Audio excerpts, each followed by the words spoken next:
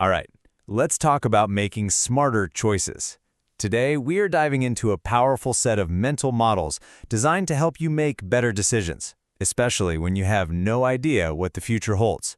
This is decision theory. You know the feeling. We all face these massive, life-altering choices. Do you jump on that risky startup idea, or do you play it safe with the corporate job?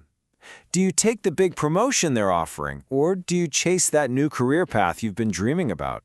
The fundamental problem is always the same, isn't it? It's uncertainty.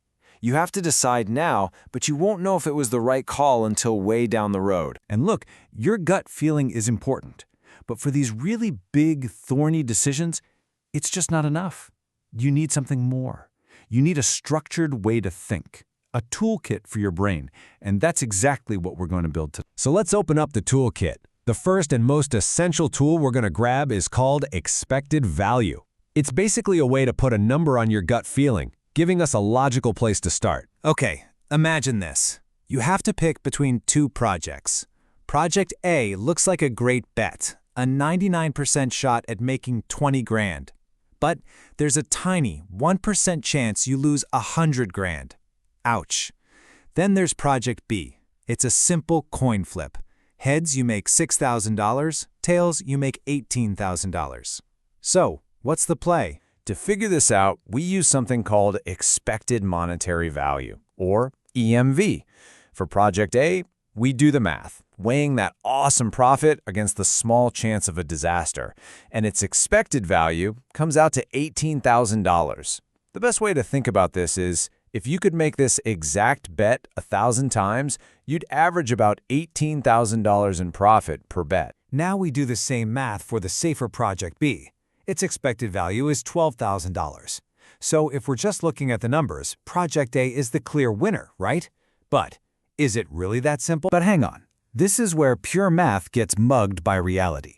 Just like the source material says, a friend could look at this and say, "Are you kidding me? There's no way I'm picking Project A. I can't risk that 1% chance of losing everything." And that, right there, is the big flaw of just using expected value. It completely ignores the human factor, our personal tolerance for risk. So, when a decision has a few different steps or stages, we need a better tool. We need a map. And that map is called a decision tree. It helps us visualize the whole problem, every choice, every chance, and every possible path. Decision trees use a really simple language. There are only two symbols you need to know. A square is a decision point. That's a choice that's in your hands. A circle is a chance node. That's an outcome you don't control, where you're at the mercy of probability. Let's use the classic oil drilling problem to see how this works. Okay, our first choice, that's a decision square, is whether or not to pay for a seismic test to get more info. After that, we hit a chance circle, the test results, which could be positive or negative. Each of those results leads to another decision square. Do we drill or not? And each of those choices leads to one last chance circle. We either strike oil or we come up empty. And just like that, we've mapped out the entire problem. So, we have our map, but how do we find the best route? Well, here's the magic trick. You start at the end and you work your way backward. It's a process called folding back the tree, and it lets us figure out the value of each step until the best first move becomes obvious. Let's start at the finish line. Let's say this seismic test comes back positive. We're at a decision point. As you can see, the expected value of drilling is over 400 grand. If we don't drill, we just keep the money we have left. The choice is a no-brainer. If the test is positive, we drill. But what if the test comes back negative?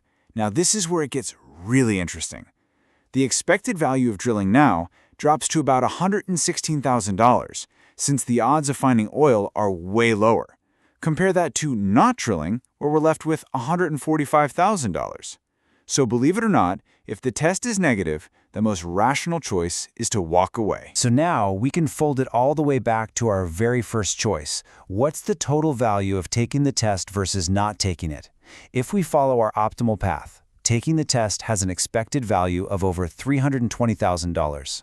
Making the call without the test, it's worth a little less. The huge takeaway here, paying for more information literally pays off. But wait, remember our friend who was terrified of going bankrupt?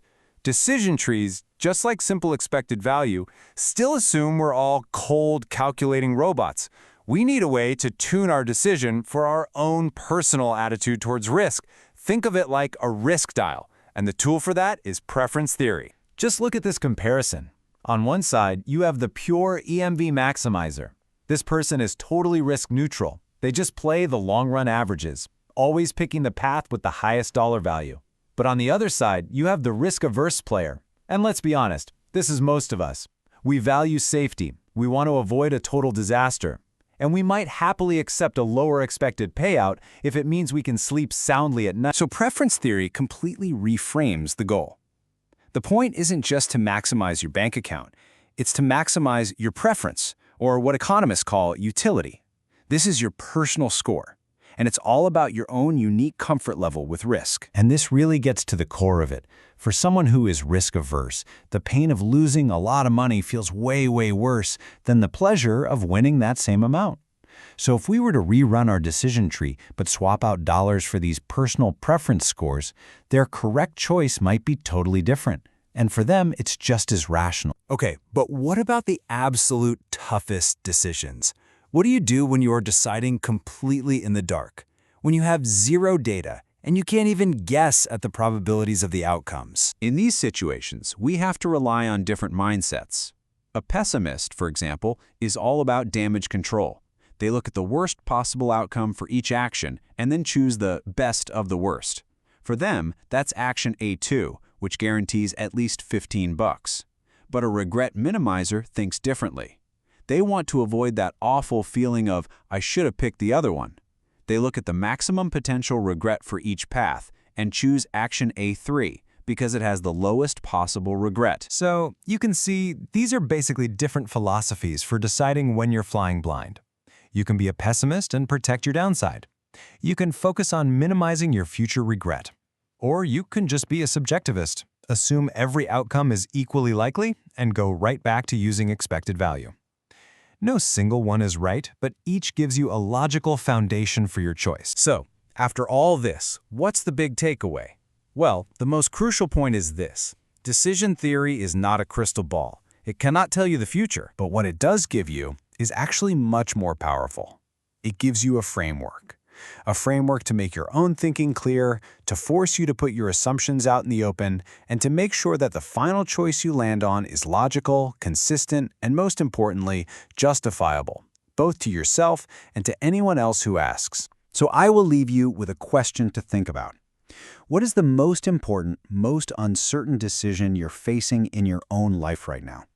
And which one of these tools from the kit could help you see that path forward, even just a little bit more clearly?